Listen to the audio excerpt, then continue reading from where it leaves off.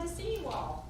I'm glad you're here for a second round of this series, and the next one is going to be in early February, and that's going to be much more of a hands-on conversation. In a second, Michael is going to introduce our speakers. I wanted to let you know what the layout of tonight's conversation is.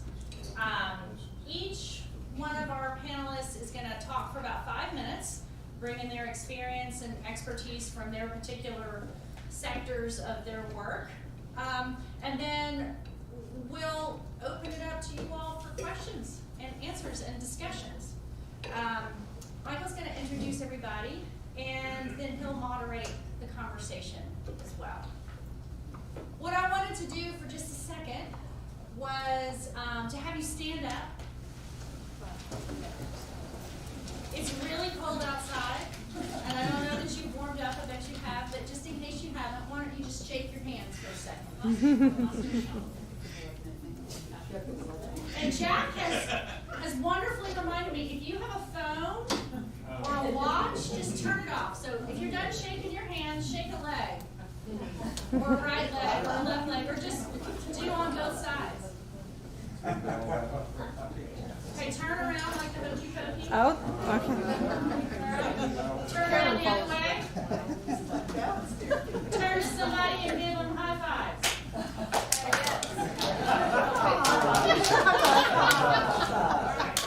I wasn't following the directions very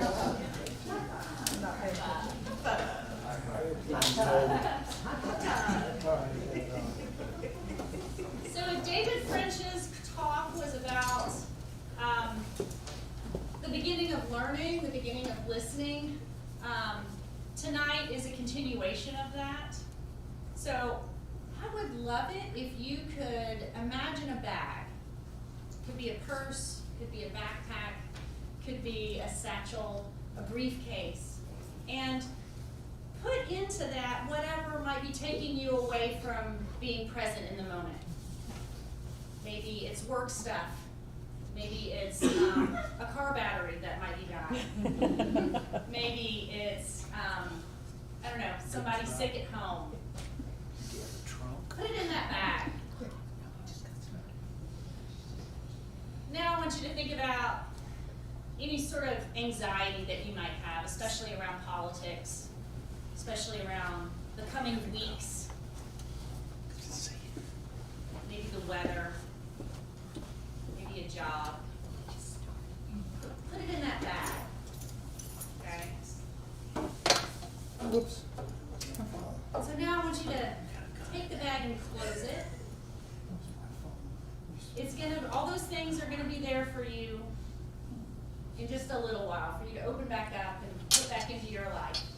But for now, let's just put it down by your chair.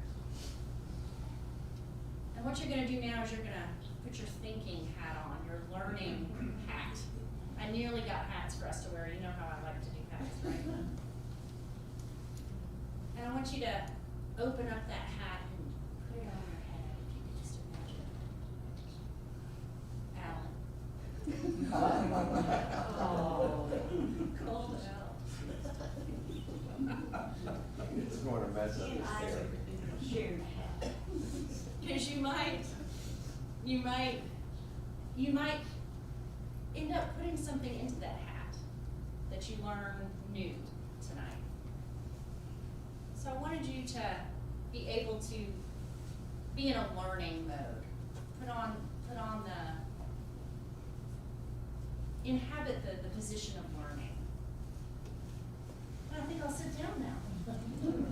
Thank you. Well, thank you all for being here tonight. I'm going to introduce our panelists. I'll just start up. I'll project for the moment. So I was telling someone recently that I've known Samar Ali since she was an undergraduate at Vanderbilt, and Lucy Hovia said she's actually known her since 14. A few years before that. So, but Samar is a native of Waverly, Tennessee, and a research professor in political science and law at Vanderbilt University. describes herself first and foremost as a peacemaker, and she writes regularly on identity, polarization, and violence due to labeling in the New York Times, Wall Street Journal, and the Tennessean. She also has started Millions of Conversations, a nonprofit that aims to unite Americans around common values for a shared future by fostering dialogue among those who hold different opinions, views, or beliefs. And she co-chairs Vanderbilt's Project on Unity and Democracy with former Governor Bill Haslam and John Meacham. Next is Dave Cooley, whom I've also known for a while now. Dave is a native Tennessean as well, from East Tennessee. Remind me of the Rockwood. And he is a political strategist with 35 years of experience in public affairs, market positioning, and government. He specializes in healthcare, energy, and infrastructure, and serves on several boards and committees. Dave served in the state government as Governor Phil Bredesen's deputy governor and chief of staff, after holding the position of chief of staff for Mayor Bredesen, and earlier chief of staff to the chairman of the Tennessee Public Service Commission. And David Jarrard, our third native Tennessean from, tell me the Claxton. Co-founded the largest healthcare-related public relations firm in Tennessee, and as CEO has led Jarrard Incorporated to become one of the U.S.'s leading strategic communications consultancies dedicated to working with healthcare providers' most challenging communications issues. While healthcare might not seem related to this topic, David's deep readings of political events, movements, and news informs how he guides this medicine-oriented audience. So let's just start with a round of applause for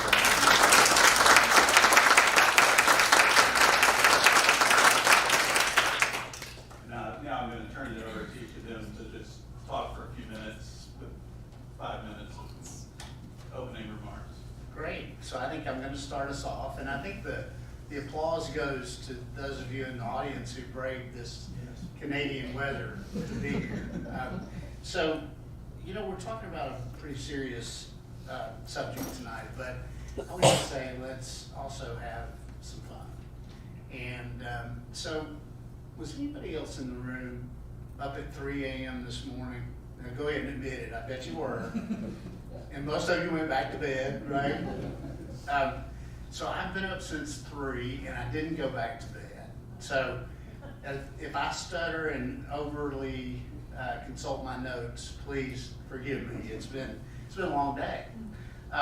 And also, before jumping in, I had the pleasure of watching the David French presentation on YouTube, and beyond feeling incredibly intimidated, it really is admirable what you're doing here. Not enough of this, and your leadership, Carolyn, is very admirable.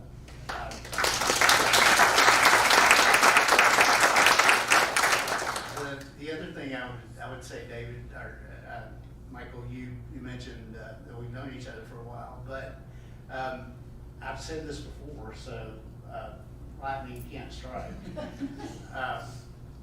Having worked with you as a reporter, and many times in a position where it could have been adversarial or painful. In fact, it was probably painful a few times, but it was rightfully painful because this guy was one of the best reporters that I've worked with in my career. When he was at the Tennessean, covering so many of the things I was involved with, it was always balls and strikes, straight down the line.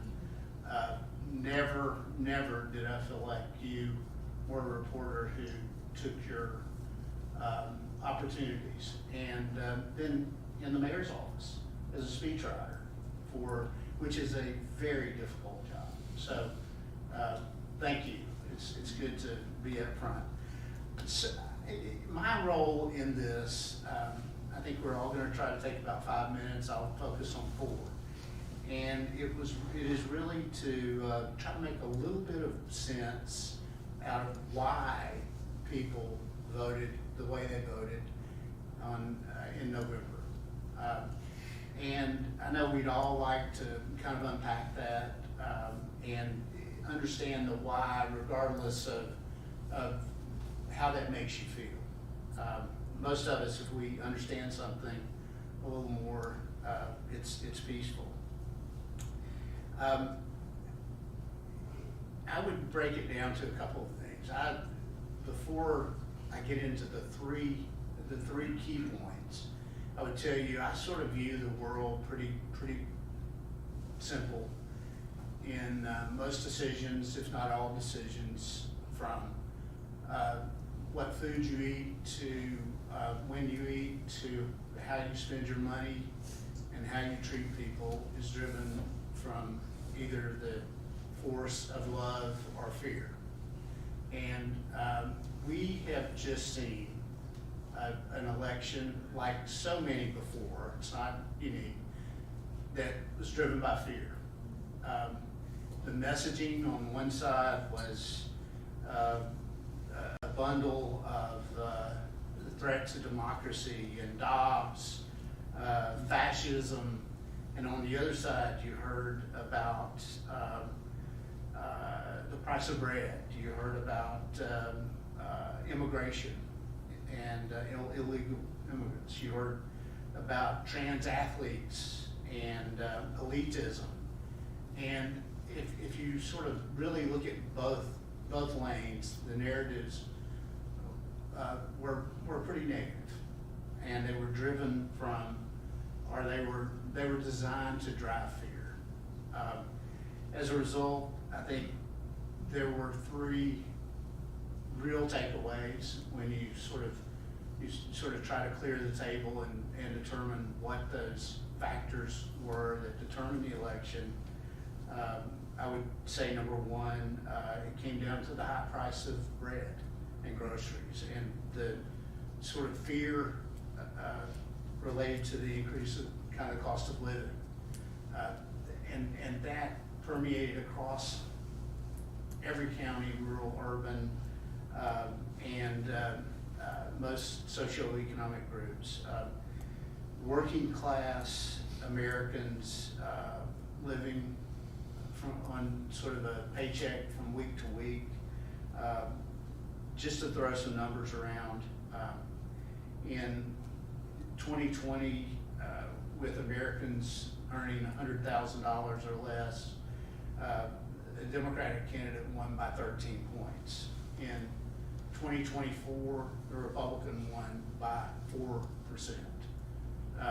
And that's unprecedented. That kind of swing among the working class in America in an election is unprecedented and driven by the price of bread. Secondly, illegal immigration was an issue that absolutely got traction. It cut really deep with independent voters. And in America now, independent voters, it's a band about like that. But if you really look at voters that I would put myself in the category of, that your band is much wider and you would vote for a Phil Bredesen or a Bill Haslam, that band responded, that band of voters responded pretty clearly to the issue of illegal immigration and the threats that put on their family or perceived threats. Thirdly, I would sort of put this in a bucket of socialism and an overreaching left wing in America driving a woke message, the kind of wokeism that I think we've all heard of and tried to define.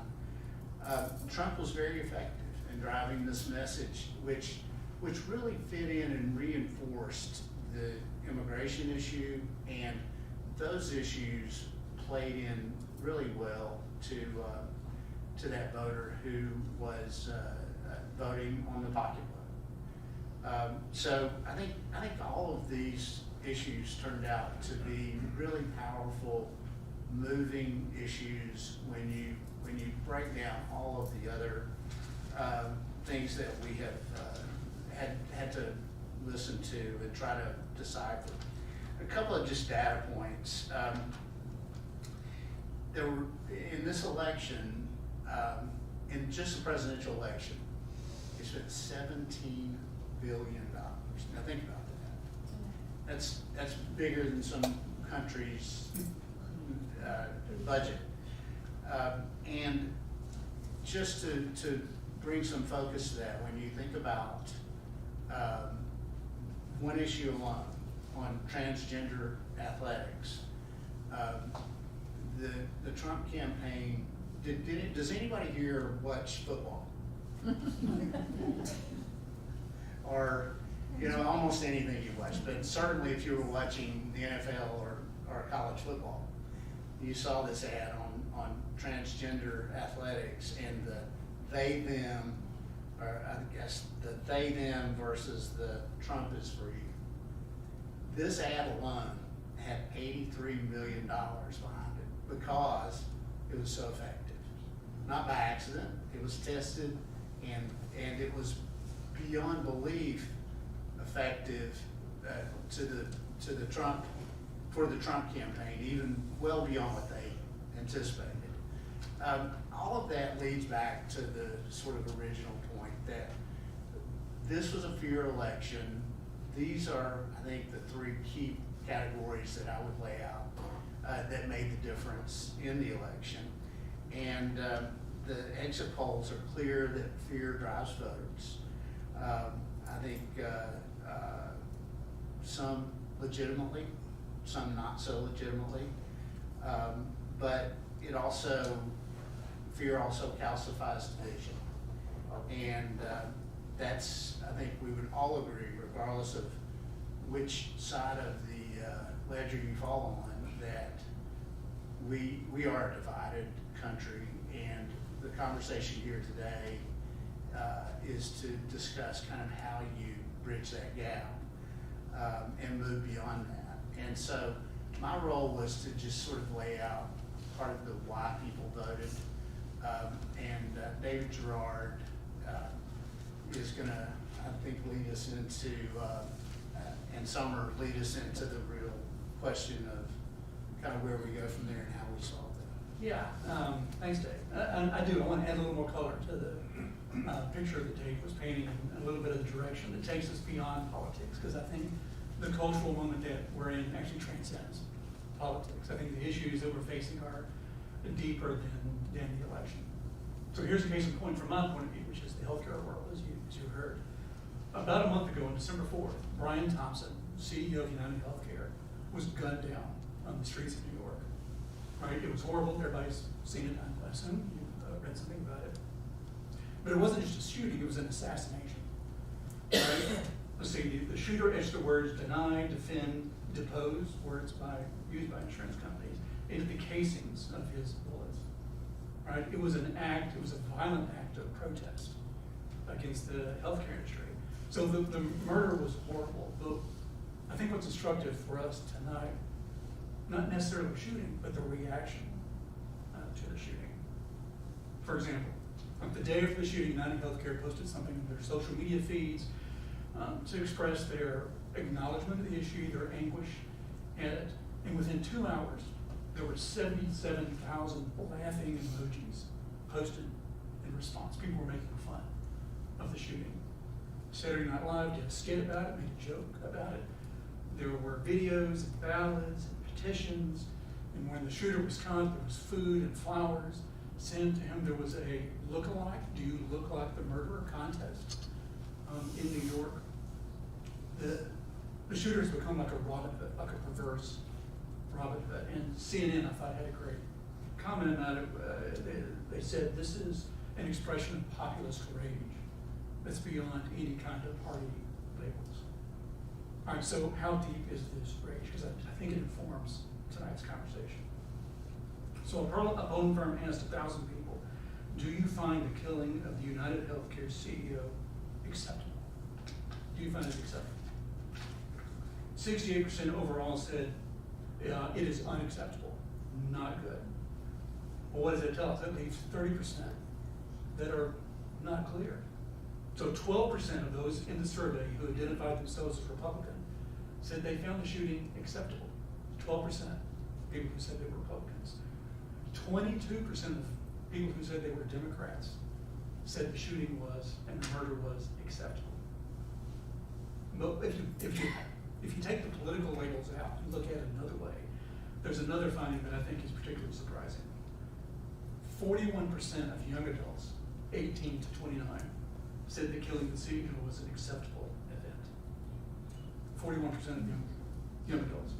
And then when, in a separate survey, when asked all Americans who or what is responsible for this killing, for this assassination, and you could give multiple answers.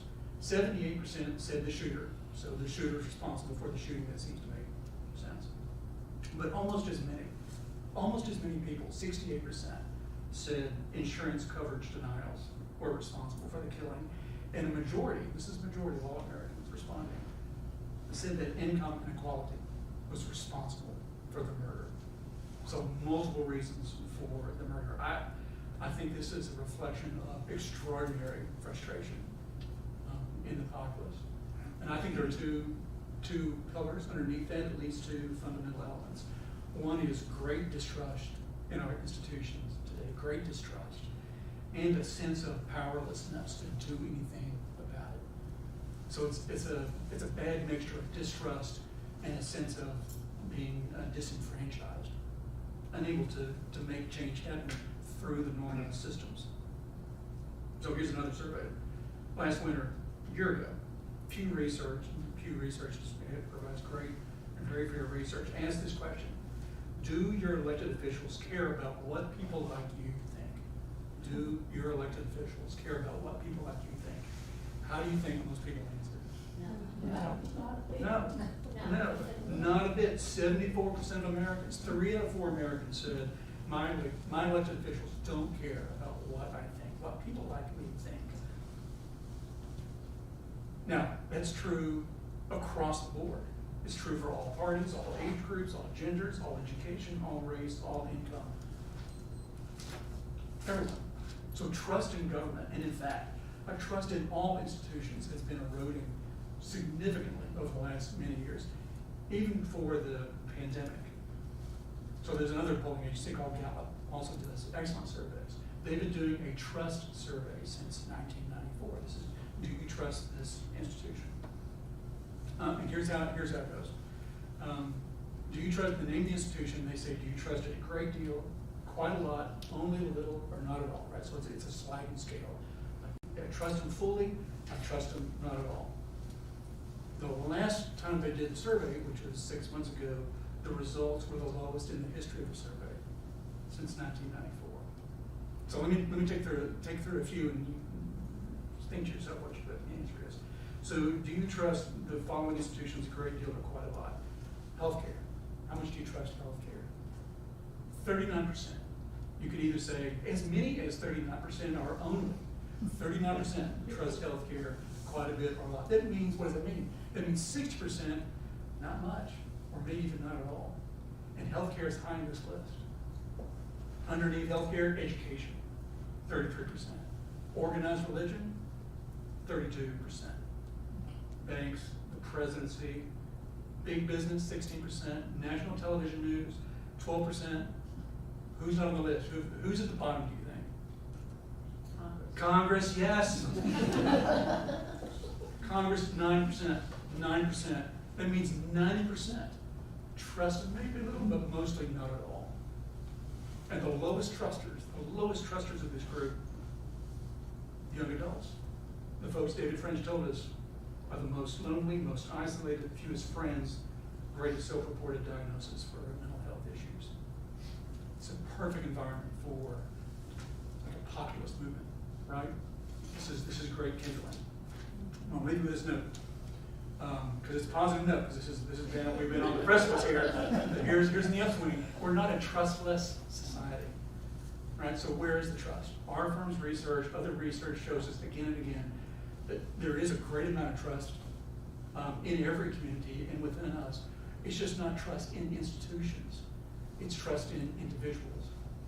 So we don't trust healthcare, but we sure trust doctors and nurses right? And especially high levels of trust from my doctor and my nurse. I don't trust education, I trust teachers, particularly the teachers who teach my kid or the teachers that taught me. I don't trust Congress, but I trust mostly my representatives. Okay, they're not getting out here. Just saying. That's not what the facts are. But we don't trust big business, we trust small business. Right? And also, in every survey we do, nuns. Cannot outtrust a nun. They're always nuns win. Wait, nuns like Catholic or nuns like N-O-N-E-S? Nuns like to have it, sound of music is not everybody trusts nuns. So the truth is there. So it's not a trustless society, but we're recalibrating it to the people we know, or the people we can know, the people that we can, share a handshake with or share a cup of coffee.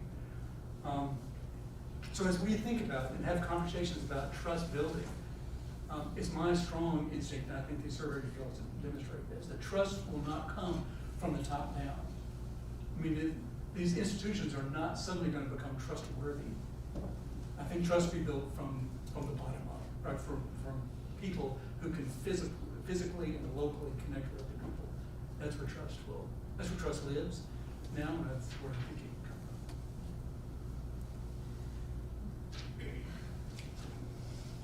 Yeah, so I'm so glad we're having this conversation. So just again, thank you. Thanks for hosting me and inviting me here tonight. Thank you for sharing your wisdom. And Michael, everything that's been said about you is true and more. I've actually been reflecting a lot on our interviews when I was a student. We actually first met right after 9/11. That was the first interview I did with Michael. So it's been over 20 years since we've known each other. And I've learned a lot on that journey.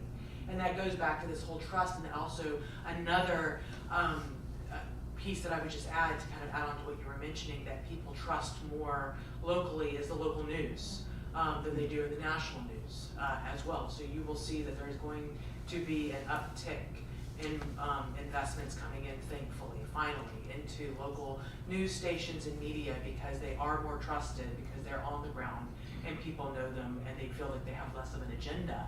And I think that's another word that I would just introduce that we hear a lot, that charged word of what's their agenda, what exactly is the agenda.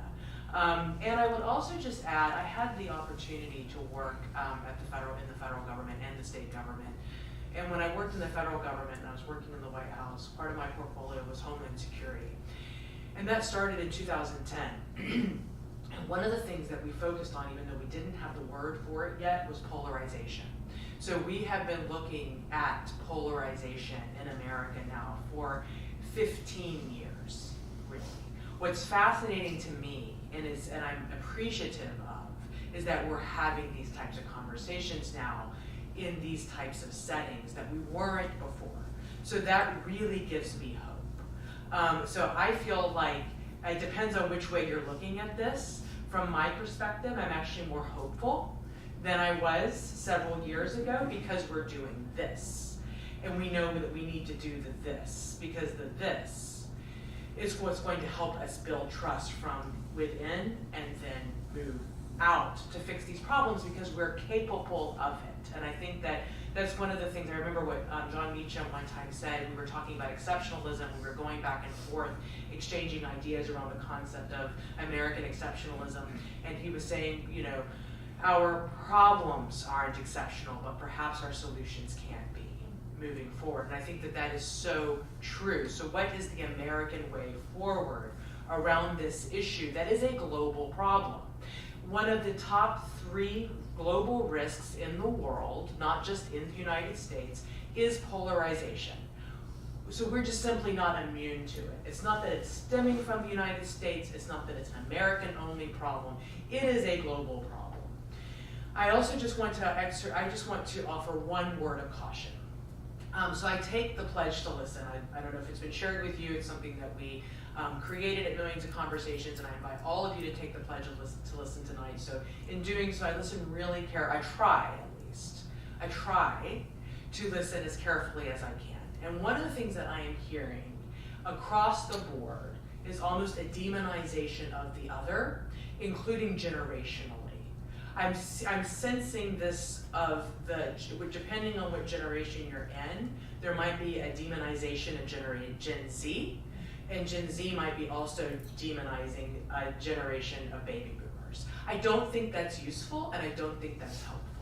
I think instead what is helpful are narrative frames that allows for us to actually see ways in which we can build together and hear and listen what the frustrations might be depending on what people's experiences are. That is a different frame because we're all living through our experiences. We're a product of our experiences. We can only do so much. So as for example, somebody asked me earlier today what I thought about so-and-so who's another faith leader. And I said, I think they're a product of their environment. I think they're a product of their experiences. And aren't we all? We're all on this growth journey. And that is giving grace. And that is extending grace. And I went to, I've had a lot of different points of exposure, one including going to a Southern Baptist school for 3 years. And one of the first things that I was taught was about the importance of grace. And doing some work with David French as well, we've talked a lot about the importance of mercy and grace alongside justice. And so and justice is important, but so are mercy and grace. And how are those two coming together and intertwined? As lawyers, we have those conversations quite a lot, but between the two of us. So I just want to introduce those concepts into the conversation this evening. And also talk about this, about thinking about what are the authorizing environments that we're living in. What is the environment that's being fostered around us? How many of you might know about one of the main reasons that Cornelius Vanderbilt gave the first $1 million to start Vanderbilt University here in Nashville? Does anybody know the reason? Well, yes. On that one. I think it was because he had a relationship with Bishop McNary, and that was the emphasis of wanting to start a university. That was part of it. They tried to start in 1852. He was challenged by Mark Twain because he was so, he was not very generous and had not done very much with his life. And so Mark Twain put him down and he put down the money. All of that is true. What he said publicly was that he wanted to foster the culture around the university, especially after the Civil War, so that it would be a chance to try to unify the country and foster the environment around it in order to find a way forward after such a bloody Civil War. There were multiple reasons. That was the one that he gave publicly. And I was just thinking, like, in terms of reflecting that, I thought about that word when I first read about the fostering of the environment around us. So what is it exactly that we are fostering? Currently, we're in this information ecosystem where there's a lot of fostering of fear.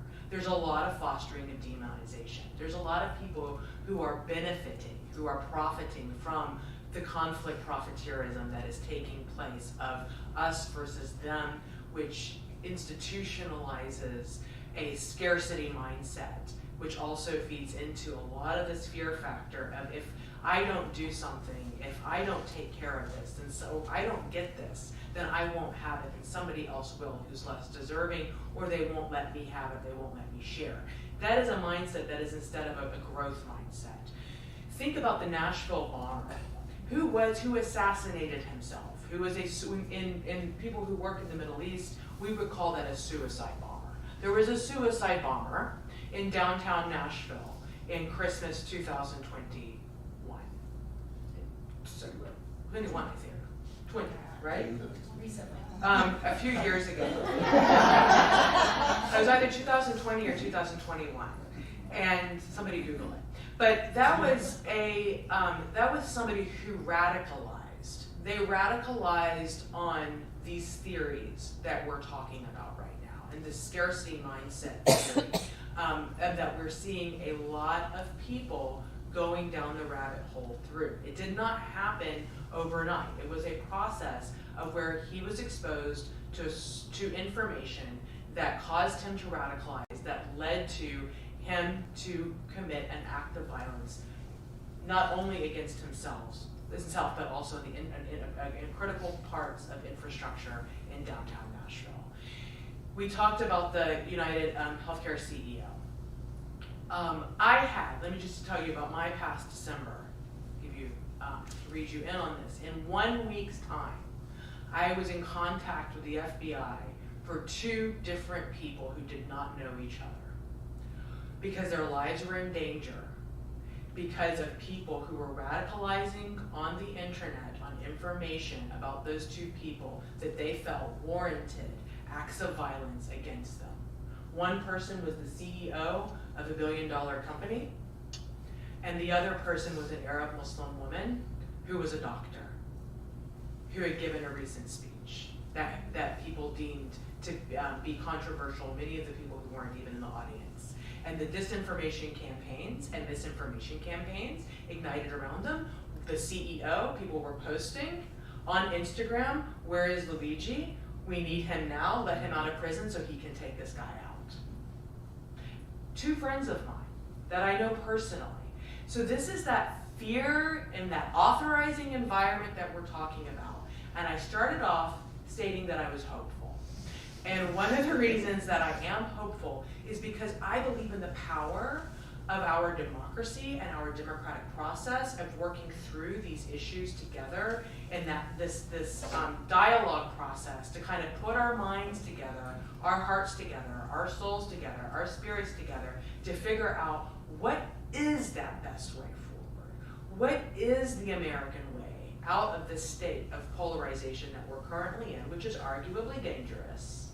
And how do we find a model that others around the world look to see this is something that can work for us too? So lastly, I'll just end on this point, and that is one of the things I think we have to study very carefully is the information ecosystems. Because those information ecosystems, because it's one of the oldest tricks in the book, right, is us versus them. Some people will use the term tribalism, negative tribalism rather than positive tribalism, because there can be some positive aspects to tribalism, but negative aspects to tribalism, and also just plain old propaganda, lying, and fear factoring. And that's just been around since humans have been around. But I think now we have to think about what is it like to live life with robots, and to live in a context of where lies can spread like the speed of lightning. It's such a fast pace of where you don't really know if what you're seeing and what you're reading is real or it's not. So how can you trust it? And so then therefore, do you trust nothing? Or who do you trust? So in our research, we find that people trust predominantly their friends and family the most out of everyone, even though there are these rifts happening. But people will say, well, if Aunt Susie posts this, depending on the relationship with Aunt Susie, then, I'm more likely to read it, and potentially she's vetted it, and maybe potentially believe it. And so that gets back to that local media piece. So we've had, for the past several decades, we've had a nationalization and an internationalization of efforts. And what we're going to see, I think, is a reverse of that. It's starting at that county level of where we're going to be rebuilding from that local, from like neighborhoods, like churches like this, and find our foundation, find our grounding, and build up and out from there. Thank you.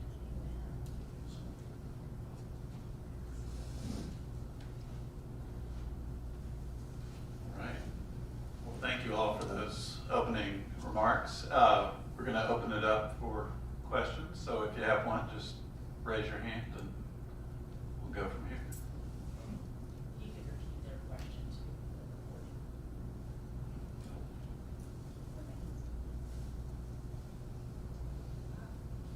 Anyone? I have a question. So what does one old lady do?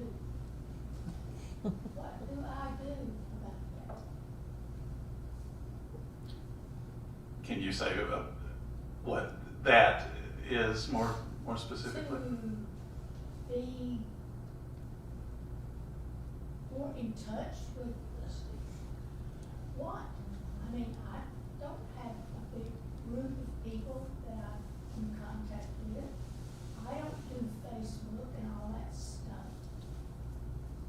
What do? I get a subscription to the see it? Or where do you go from here? I'm a one person. I don't have representatives. I don't like my senators. I don't agree with them. You know, I don't like, the representative I had was taken away with gerrymandering. So,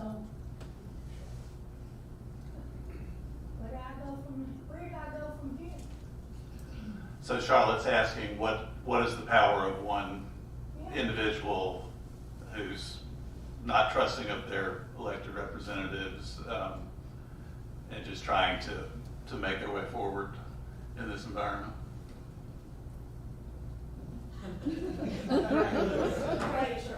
Well, I'll start. Because the problem is big, not right, and maybe even global in its scope, and it's a fair question. Is what does one person do? But I think, in reflecting on these comments, that if we think very small, that the work that needs to be done is going to be not one shovel, but 1 million shovels in the ground. That all of us have to do are the one thing that we can do, or maybe the two things we can do. And I would suggest if there's a way you can find somebody to have a cup of coffee with, right, who's not exactly in your ecosystem or in your echo chamber, you know, you're just 5 degrees off, and get to know them and let them get to know you, and you've made a difference. That you've begun that sort of butterfly effect where you're making a ripple in the universe, and it not only has an effect on that person, but it models what other people can do. So that's one thought. A visit to Starbucks.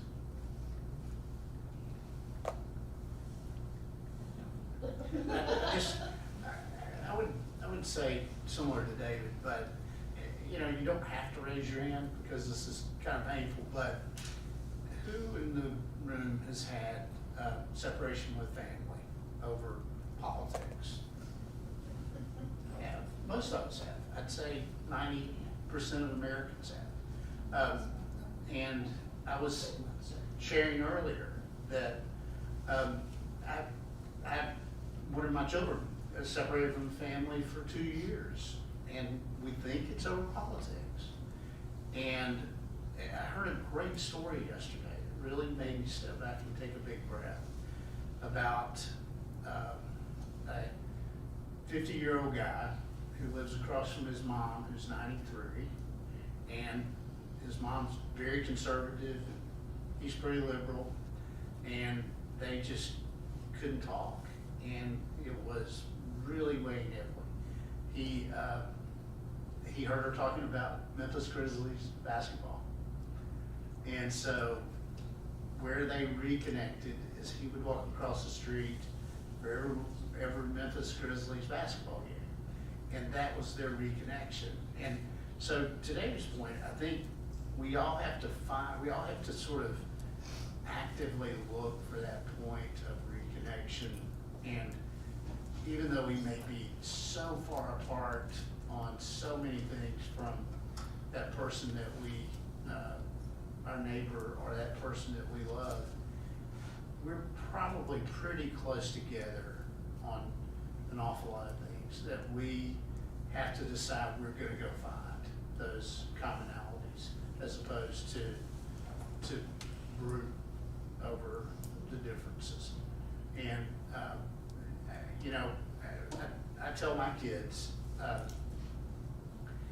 and try to practice this, that when my face gets red and my blood pressure's up and my knuckles are white over politics, I find somebody that I don't have a lot in common with to pray for. And it's amazing. It's almost like a drug.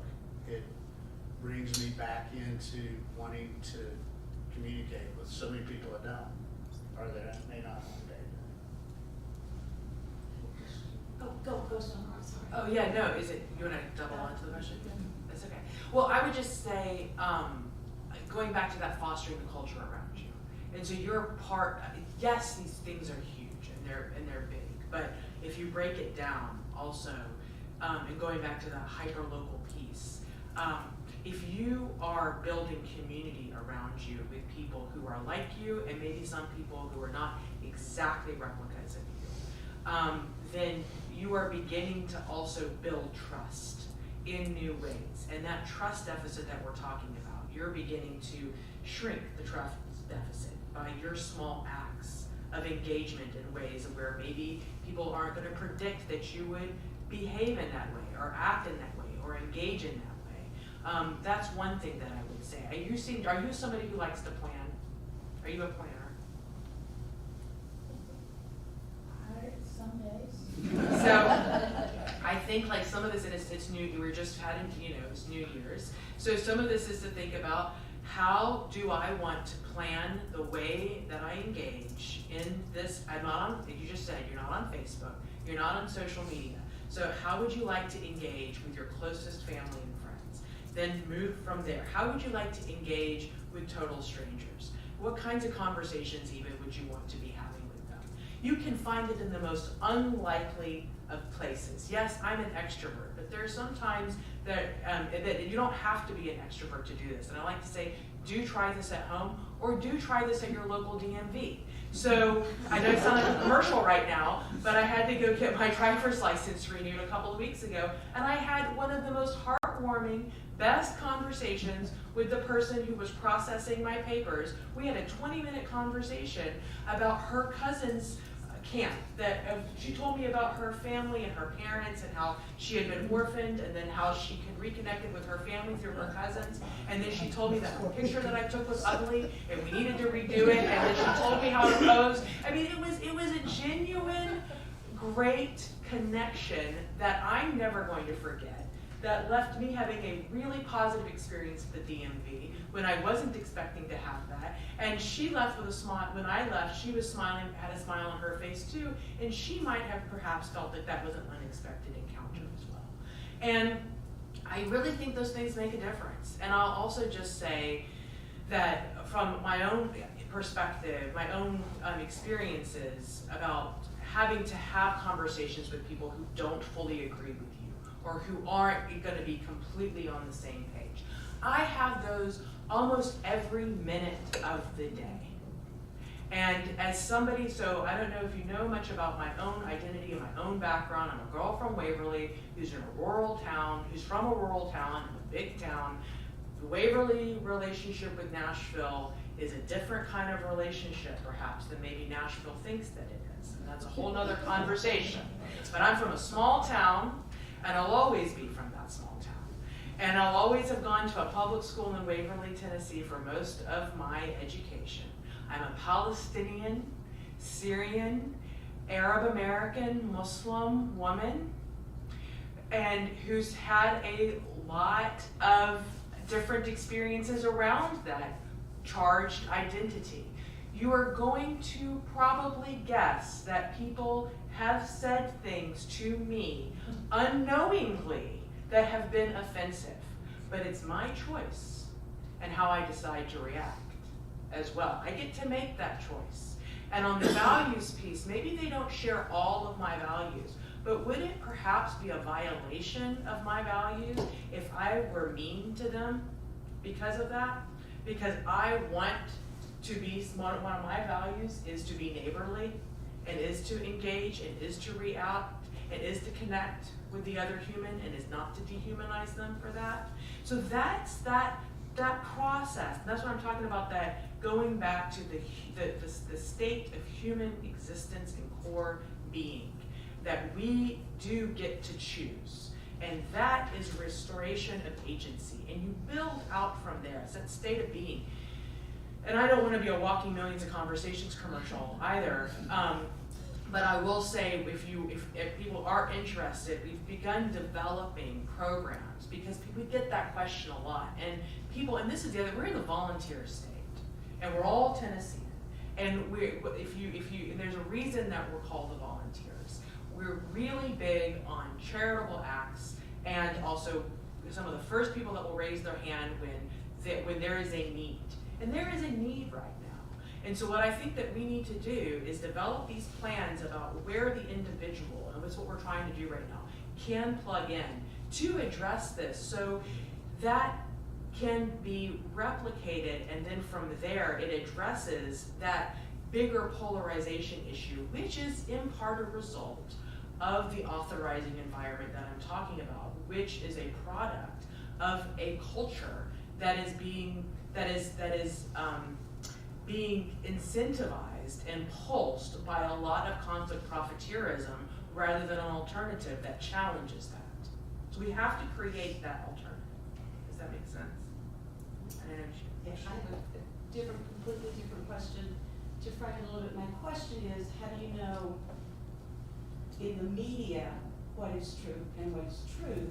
And a little framing, having a political discussion with my daughter, we're on opposite ends of the spectrum completely. That's a first. At one point she says to me, Mom, where do you get your information?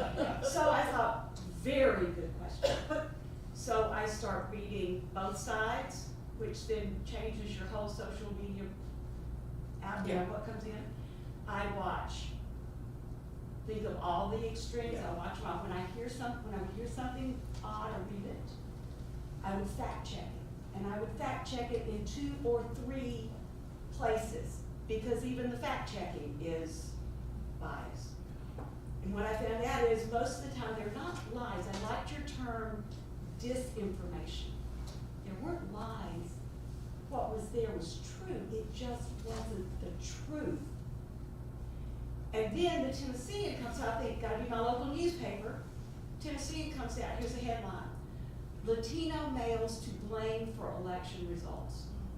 Okay, now think about that headline. Which political way do you think the Tennessean leans? Latino males to blame for political results. So I don't even know if I can trust the local. How do you all get to what's truth? Let me just repeat the question real quick in case any. Good luck with that, Michael. Lucy has a very simple question. She's asking how we verify what we learn about in the news and how we know what's true and what's not. Well, I'll take a stab at starting and then pass it on down. I think the first point is that I don't think any of us are ever going to get 100% right. And so I think that myself, there's no way I'm 100% right all the time. There's no way that I myself haven't been hoodwinked or read an article that I thought was true that wasn't fully true. I'm not going to give myself that credit. That's number one, starting. It doesn't mean I don't try, doesn't mean I stop trying, but it's also just sort of like I'm just being realistic. So I think that's number one. I think the second is that we are all biased. There's no doubt about it. So they're telling you they're biased. So when I take that, I used to maybe get angry or get upset, but I don't like being angry all the time. I mean, it's not an enjoyable state for me. And so I like to sort of think about how do I work through that. And part of it is to say, how do I deal with known biases? So if I'm reading something like that, I'd be like, okay, this person is showcasing for me their bias. So this is actually information that's helpful to know about how so I take it in as information. Is it news or is it information? So that is then information for me. That's allowing for me to see that perspective of the person who wrote that story. And that's helpful for me to then, that's making me think. And then I might go to somewhere else and see how they're doing it and how they're how they're connected. This, you should answer this, because you're the digital corner. But then also just to say, sometimes I'll ask this question of how would they know as well? And who are their sources? And who have they interviewed? And just kind of like digging into that a little bit too. And so rarely, if I'm really interested in something that's happened, will I only read one article. And I read a lot of different, and then sometimes I call it going down that rabbit hole, and then I'm way down the rabbit hole at 3:30 in the morning. And I'm taking it all in, and then from that sense, I'll kind of feel like, okay, I feel like either I'm understanding what's happened, or I'm concluding I have have sort of an understanding, but I'm never gonna have that full picture, and I'm gonna have to live with that.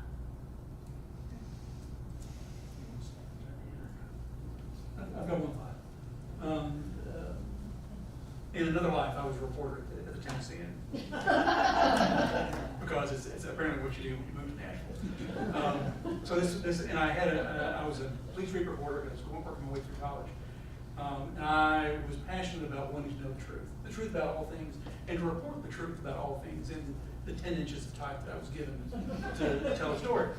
And there was a night editor there named Jimmy Carnahan who'd been around forever, and I was, proclaiming my desire to be only a truth teller in all things. And he said, son, truth is a broken mirror. And all you've got laying on the ground are facts. And you can pick the facts, and all you'll get are little pieces of the truth. You'll never have the whole story. You'll never have all the truth. And so don't pretend you can. Find those pieces of the broken mirror that are as close to a facsimile of the truth that you can make in the time. And have the humility, and tell your reader that you have the humility to know that. This is all you can know. So I love the idea of, in your discipline, of reading a bunch of different media on a single topic to get different voices, acknowledging that we'll never know it all. But also, I think, acknowledging how much time do you have to invest yourself in the pursuit of a particular point or fact. There's a thing in the business world called the curve of concern. Like, what do you really want to be concerned about, and what may be concerning, but it's not something you can invest yourself in. I think we live in a media environment that wants you to be concerned about certain things today and different things tomorrow, and wants to pull you around by the leash of their coverage. Care about this, don't care about this. I think part of our work in this kind of resistance that we're talking about tonight is to decide for ourselves what's important. What's important to me, and to my family and my community, and I'm going to invest myself there, where I can find not just facts, but truth. So, right. John. I don't want to get off the beaten path here, but something I want to ask your opinion about, see what you think about it. What we started doing, my wife and I, some of you may know, a few years ago, we started going down to the legislature and listening in to what's going on with the legislature. I even had an opportunity to speak to them and told them what I thought about it, which was not very nice, I guess. I think they got my picture on the wall up there. I don't know. Bottom line, I think David mentioned something about you got to start small, and he also mentioned you got to reach out to other people that think differently from you. And I've always thought about this. Now, we got away from what we were doing going downtown, and we're starting back. And some of you know about the issue that I'm talking about. There's a certain issue that's appointed to my wife and I that we want to get involved in again in a big way, as much as we can. What I'm trying to say is there are opportunities to get involved in certain groups that want to know more about the particular legislation that's coming before the local government. There's ways of finding out about this legislation, what they're going to do. You may disagree with this particular legislation, but there are opportunities to meet with that legislator one-on-one in his office. There are times to do that if you can find a way to get in there and do it. There are opportunities given to do that. And I'm asking if you think that's beneficial to do something like that, to find out what he's thinking, but let him know what you're thinking along the way. And I don't know if you think it's beneficial to continue with that, or I just like to. Just to repeat, Johnny's asking about the benefits of trying to get in with one-on-one conversations with state legislators about particular issues. Get their ideas and get your ideas and swap them around. Sometimes I'm finding out that sometimes if they listen to what you got to say, they have another thought, and they may change. Not that you're trying, not that you're right, but you need to know what's going on, and they need to know how you feel. But the idea that one voice can still be persuasive and I just don't know, am I blowing in the wind or what? So I would say the short answer to your question is yes, you should do that. There's hardly any downside. I want to tell you a quick story. When I grew up in Rockwood, 3,000 people. We all kind of, I think, brought like many of you, small town, sort of ideals to the big city. And I've found the longer I've been here, the sort of more distance I had from those values, and hearing sort of the opinions and the understanding what made folks tick in those really what's now red counties. So one of the things that I've done and I found really valuable is when for the last 18 months that I was in state government, I took Friday mornings, I'd get in my car sometimes as early as 5 a.m. and I'd drive to a pretty rural part of the state, east, west, north, south of Nashville, with my blue jeans and my t-shirt or my hat, whatever, and I'd go to Hardee's. Every town has a Hardee's. And I was at Hardee's by 6:45, kind of hanging around. I'd drink coffee, and I'd pretty soon after that see the community table start forming. And you know that table. You've seen it. It's mostly the dudes of town, some with overalls, some retired from executive roles, but a pretty wide variety for that community. And I'd scoot closer and closer according to how open they were to that. Never told them who I was, just wanted to listen and never offered my opinion. And I think that did more for my ability to understand kind of that legislator from rural 237 miles from Nashville, Tennessee. And so I say that to encourage everybody to find their Hardee's and to sort of listen. I rarely agree. Some of the time they were cussing my boss, but it was instructive and it helped me sort of recalibrate, reformulate. And so I say that to conclude with, going to the legislature is, I think, important and I think helpful. Really no downside. But you got to also think about maybe if there's a member of the legislature, maybe it's a committee chair or somebody who's passionate about an issue that you're either really for or really opposed to, go to their hometown. It's pretty interesting how differently they listen or view the world when they're at home versus in Nashville.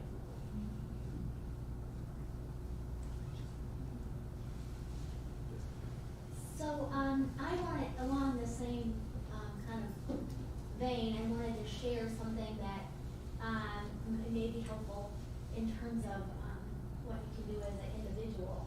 And so I think my husband and I'll just talk about me. My journey started several years ago, and I really struggle with white privilege. And I've done some different things, but the thing that I've been most passionate about recently is we have formed an ecumenical group of downtown churches. The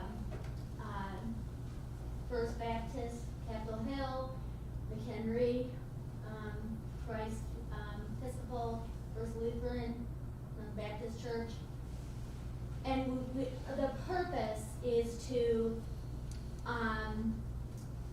not to poach anybody's people, but it's really to, because everybody's in need, but it is to look at the social justice issues, about the unhoused, about what everybody's doing, to kind of get a calendar about what's going on, so that, it's not duplication of efforts, but also to help people, the First Pres does breakfast every Saturday morning. They always get 1,000 people, and that's a lot for a little church. But we're all now, First Baptist Capitol Hill is not small; it's bigger, but they're all kind of smaller communities, and it's been to kind of get this organized, there was groups of us that went to all these different churches. We just show up. So there's, 3 white people showing up at Baptist Capitol Hill, and it was so overwhelmingly positive experience. I mean, people were so welcoming. Hey, what are you doing here? We're like, we're trying to form this, ecumenical group that looks at this, blah, blah, blah. And so we've met the greatest people who I would have never in a million years met. And so, we're just baby steps. We hope when we grow big, but it's just a bunch of grassroots detail that, kind of fills your soul about at least you're doing something, because you can get so overwhelmed. You have that kind of tunnel vision. And the last thing is kind of a commercial. It's not my commercial, but somebody else's. That University School of Nashville is having a speaker on the 30th of January. His name's Tyler Merritt. And he is a really good speaker that talks about, getting out there and just talking to people that you wouldn't normally. It's only $20.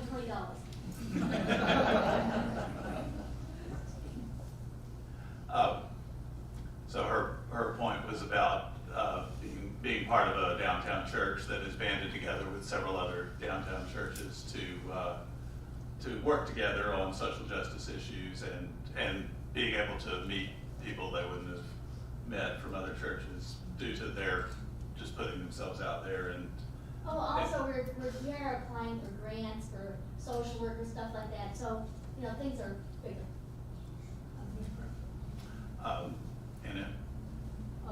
I live in a retirement community where Ruth Haggerty, Senator Haggerty's mother, lives. And Senator Haggerty came by the other day, and I was sitting at the table with his mother. And this is a man who loves his mother. Yes, he does. And I do not agree with him on any part of his politics, but I feel much more comfortable talking to him if ever the opportunity comes back. And I know this is a man who loves his mother. Yeah, he does. Very much so. And I think if we find those kinds of connections that we can, then it will make the whole conversation a lot easier. you worked with him, or Yeah. with him, didn't you?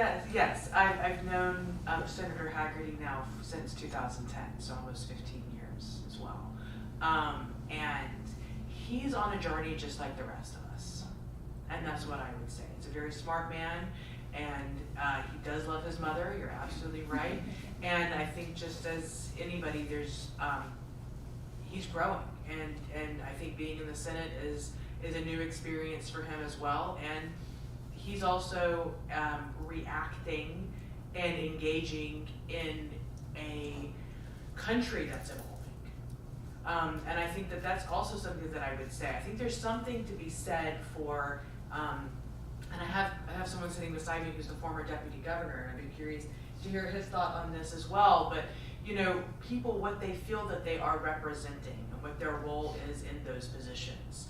And sometimes I feel that we think that the politicians are the ones who must lead, and that takes away our own agency as well, because are they sometimes also, it's not giving them an out. It's not taking away the responsibility that they have to lead, but it's also taking a different look in terms of the sharing of responsibility that we have, along with setting what the expectations are as well. And so I think that going back to the information ecosystem piece of this too, is why your question is so important, is that if you come in, and even if you're presenting what is viewed at the time as a hyper minority view, it's still, and that goes back to our democracy, it's still a view that you're allowed to express and that you're allowed to build momentum around and to be heard on. And I think that is not something that we should minimize. And it's also something that allows for us to build on. There's a lot of different issues that we can talk about in our country historically that we have moved away from, or that we have held on as traditions because we think that they're important traditions that we should continue.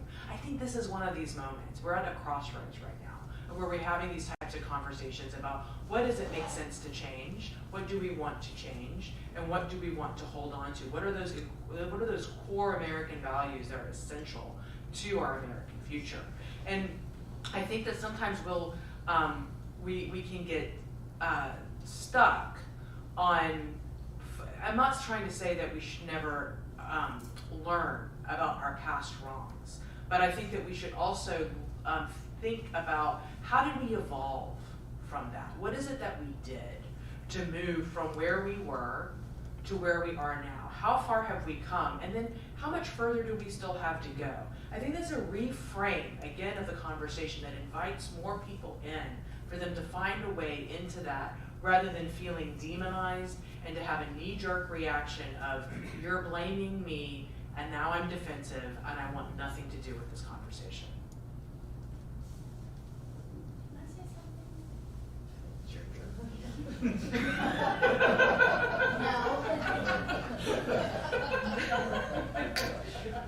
I hate to get all preachy and everything, but I'm going to.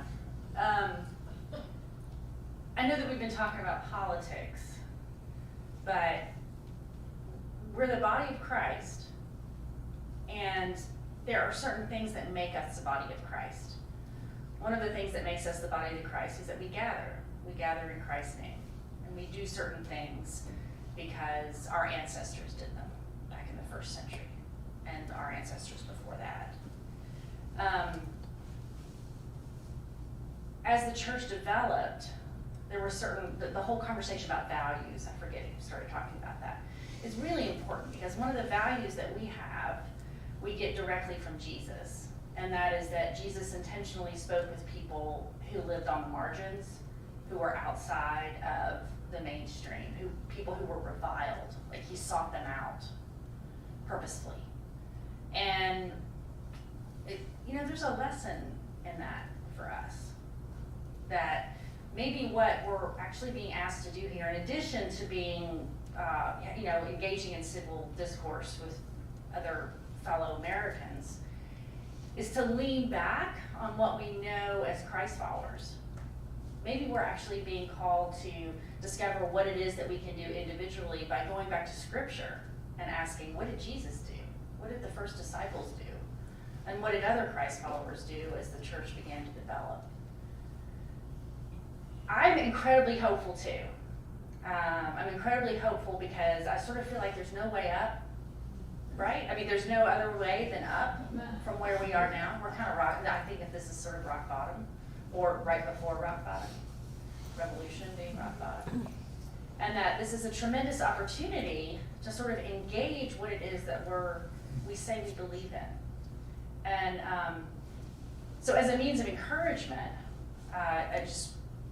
I'll stop talking now to let these other experts talk more about the political part of it, but engaging those deep values of peacemaking, of finding those on the margin, of following Jesus in terms of what he did, using him as an example, we got all that in our back pocket, and it's so accessible to us right this second. Thanks for the interruption. I think Alan had a question. Let me get. Has anyone tracked what I'll call the de-education of America with these trends? In Nashville, we can't educate the kid, right? Everybody agree with that? Nobody does. No. Obviously, you don't. How proud are you of our education system? Either one. Well, my mom was a teacher. Yeah. And my father was on the school board, so I have great love for my teachers, right, and the work that they do. But am I frustrated with our education system? I think like most Americans, yeah, I certainly am. Does it have anything to do with the spreading of the distrust and hate? Well, in a way, and I'll go back to the great comments about our news environment.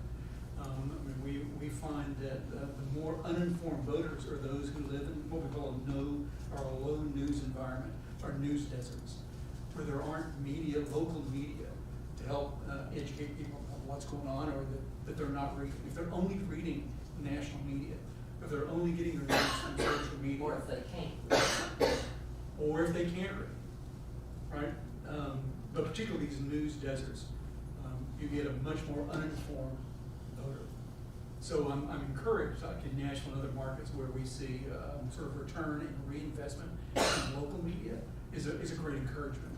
I mean, I hope it's part of a trend to reintroduce that sense of community building through the news. Well, and I know that answers a different question than specifically about education. So I don't have a But solution. nobody's tracking it. Oh, I'm not, but I'm sure it's tracked. People are tracking it, I think, but the way in which sorry. I think nobody's like tracking only that. They're making correlations of saying people who are with this background, or who have low education or low information voters, is one of the terms that's being used, are more vulnerable to this disinformation or X, Y, and Z than that. And I think so that's Fear driven. yes. Are gonna be right. Can I take a stab at this? Your question on whether it's being tracked, I think it's a great question. And I don't know that you can look at it kind of in a vacuum, because I would answer your question to say, yeah, I am in many cases proud of what we're doing in our school systems, because frankly, our issues are not isolated to the schools. They're societal issues, and those societal issues we're looking to our schools to cure. And so we're seeing a lot of bad outcomes, but I think when you weigh it, we're also seeing some pretty decent outcomes. And I don't think we can give up on our public school system, because I'm sort of getting in the opinion business here, but I think it's the backbone of our democracy. It's the backbone of what compulsory education really is the backbone of what made up what used to be called the middle class in America. And so it's so much bigger question. It's such a bigger question than an isolated, just are we proud of our schools, respectfully. I mean, we can disagree on that, but that's sort of my view of that. Related to public education, when, I sound like an old woman. When I was in 8th grade, we had a whole year of civics. And so you really did learn how the government works. And as the point you made about the schools no longer just being education, but having to take on a lot of other roles, like social work roles, somehow civics, unless you get it in a history class, is no longer typical. And so we end up with a young public that may be uneducated about how the whole system works. So your point is that we're not teaching civics. Yeah. And my response is, don't get me started. Okay. I agree. I mean, I truly agree. And you're talking about measuring outcomes, that's an alarming measurement, where you see that 41% of 16-year-olds don't agree that democracy is the right path. And the statistics go on from there. So I think you make a really good point. Julie. What I'm hearing you all say, something that I kind of believe too, is part of our problem, my problem personally, is that we don't listen to each other enough, number one. And when we don't listen to each other, we don't trust each other. So the whole thing you're talking about businesses and companies losing trust, you can't talk to a company's anybody. You go through a line of automated inquiry, you don't know what that, there's no relationship with anybody there. There's just, so you don't trust them. You don't know if your information's getting through, and half the time you're frustrated. And when you're older, like we are, and not real tech savvy, sometimes you can't make your way through some of these things. So nobody is listening to those concerns. They're not hearing that. So you don't trust them. It's the same thing with friends across differences. When you're afraid somebody's going to disagree with you, you don't want to talk to them. You don't want to get in an argument with your neighbor across the street, and maybe they'll throw things at your window. Who knows? So all this is just because we're not talking and we're not listening and we're not being able to trust one another. I love what you just said, and I think that there's an art to listening, and I think there's an art to disagreeing and to having conversations where there is part disagreement. There might be full-on disagreement, but there also might be part disagreement, but a way to actually find ways to agree or to move or to find a way to transcend divides or to meet somewhere in the middle and to learn from each other. And I know we talked about that hat at the beginning of like putting something that you might learn in that hat to kind of come full circle here. And I oftentimes find that I am least positioned to learn something when I'm in my most arrogant moment. And so that part of it is to temper that know-it-allness and to say, I don't know it all.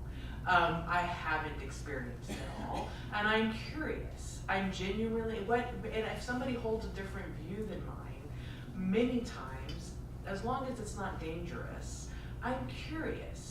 And like, where is that coming from? Where might I learn from that person's perspective of where they are? And I didn't look at it that way. I didn't think about it that way. Or where they might be in 6 months' time on that versus where I might be on 6 months' time on that. And I think like this is just, it's in motion. Like so much of this right now is in motion, if that makes sense. But I do know that how I disagree or how I voice my differences in that conversation with the other person, especially in these what I'll call suspicious environments that we're in, I'm going to be less likely to find a way forward if that's what we want. If I'm yelling at them, if I'm calling them names, if I'm rolling my eyes, if my body posture is aggressive or in a certain way of where they're feeling uncomfortable. It's not just being uncomfortable with the uncomfortable, but they're literally moving from that place of listening to that place of where the walls come up. And I think that's what I mean about living life with robots. You mentioned about texting. Is a text, if I'm in a disagreement with somebody, and I've done this just as the rest of humanity right now has done too. If I'm firing away 15 texts in a row and around a discussion that I'm clearly in disagreement with the recipient of those texts, I'm probably not using the right medium of communication. And so how do I develop this discipline to say, stop, pick up the phone, call, or say, let's meet for coffee tomorrow, or say, whatever it is, but get off that medium of communication. And this is what I mean also with regards to living life with robots. Because the medium of communication through text is through a robot. And we have AI that's coming into the mix here as well. And those can feel very intimidating. All of this can feel very, very intimidating. But if we break it down and we simplify, the one thing that's constant is we're human. And we have emotions, and we have feelings, and we've got the prefrontal cortex, we've got lizard brains, we've got the fear factor here, we've got all of those things that are going on with us, and we're experiencing this. And we've got to figure out, I think, a way of how to, and I don't want to end on a scary note, and I'll say this and then I'll say something helpful. And that is this. Over 50% of artificial intelligence researchers predict that there is more than a 10% chance that humanity will become extinct because of artificial intelligence. Now, if you knew that there was a greater than 10% chance that a plane was going to crash, would you get on it? So, what we do need to do is to talk about it, to not fear it, and to think about how do we decrease that 10% chance to as close to 0 as possible, and why is there a 10% chance? The reason there's a 10% chance right now is because the way in which some of these tools can be used, if not only regulated appropriately, but also we don't use them appropriately. That's another piece of this too. Then we will get into a friend versus enemy mindset where we will kill each other. So this work is essential that we're doing, and the way out of it, I'm going to come back to this, is to have these human-to-human conversations, to continue to engage in it, and to figure out a way to use technology where it enhances our human experience rather than takes away from it. The loneliness epidemic in this country is connected to what I'm talking about right now. And so I think we have to have a serious conversation about what is the role of technology in our society, how can it be used for productive, healthy outcomes rather than destructive outcomes.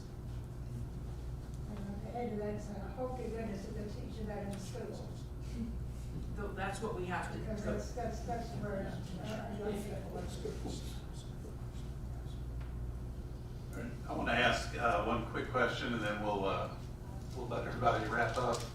Summer, could you talk about the genesis of millions of conversations? Was it just your personality and wanting to try to get at something you were feeling, or did it grow out of societal or political trends you were sensing? Yeah, I would say the latter. So thanks. And we don't have. I'm not trying to do a commercial. No, I'll try to be I was brief. curious. I'll try to be brief. No, I work at the intersection of national security, economic development, and human rights. And I felt like from my time in government, I felt that there was a need for an ecosystem that countered these societal woes and the friction and the polarization that we were seeing. And that, so I did me and a couple people I worked with in the White House and also through other realms in life, including a retired Army veteran who did 2 tours in Afghanistan and a tour in Iraq. We spent 6 months just mapping to see what kind of work was being done in this space. And we found that there was a need, because I said I don't want to start just another thing to start something, but to really address a significant societal need in this moment that I'm sensing and that I'm feeling, and that professionally I was addressing from a policy making perspective, but then also became personal because I became the target of a disinformation attack. We didn't have that term disinformation yet, but I became the target of a viral, destructive conspiracy theory that convinced unfortunately, millions of people who thought that I was a threat to society and a terrorist because of my background. And I felt, and that people really actually believed it. And when I saw that, I thought to myself, I never want another person to experience the fear for my life that I'm experiencing right now and what I know is not true. And so this is going to be a societal problem. So how, because I could see it coming just because of the data that I had been exposed to, and not only my own personal experience, but I could see how this would eventually hit the healthcare industry. For example, when a man would lose his life because of what someone had radicalized on. And so I thought that we would need a systematic approach to this, and I believed in the institutionalization of ideas, and also you cannot do any of this by yourself. You have to build community around the effort. And so it was this, a little bit of a field of dreams. If you build it, they will come, but and we've had, it has been, starting and growing millions of conversations has been one of the most challenging and at the same time rewarding experiences of my life. I've worked in government, I've worked in the private sector, I've lived and traveled and all over the world, but I had never really understood how to start a community-based organization that also was governed under nonprofit laws in this particular environment that we're in. And I have just been learning along that way and humbled through it all as well. And just to say too, the environment is so dynamic, and I felt that we needed to establish an entity that could evolve with the dynamism that was required of it, if that makes sense. So, for example, we'll do things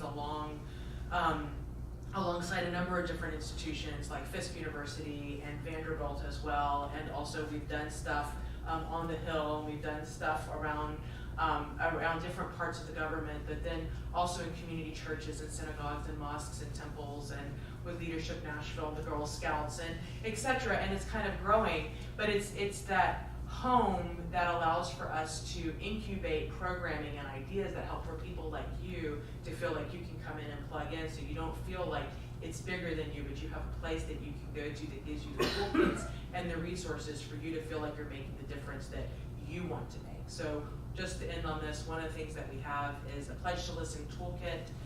It does give a discussion guide of how you have difficult conversations with friends and family. To start there, like I said, do try this at home, practice it at home, as I mentioned earlier about the conversations that David Fringe and I have that grace and have that mercy, and make sure that's in and that's running through everything that you're doing while you're trying to do the social justice work too. All right. Before we wrap up, any final thoughts from any of you? Did anybody notice she pointed to me when she was talking about societal love? Was it just me? She mentioned the public school system.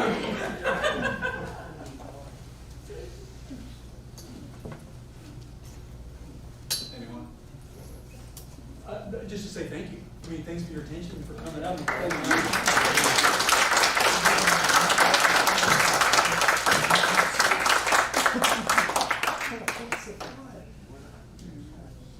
Thank you so much, each and every one of you, for coming and spending a night that's terribly cold outside and warming us up in here. I'm really, really grateful, and thank you, Michael, for stepping in when you didn't know you were going to be stepping in.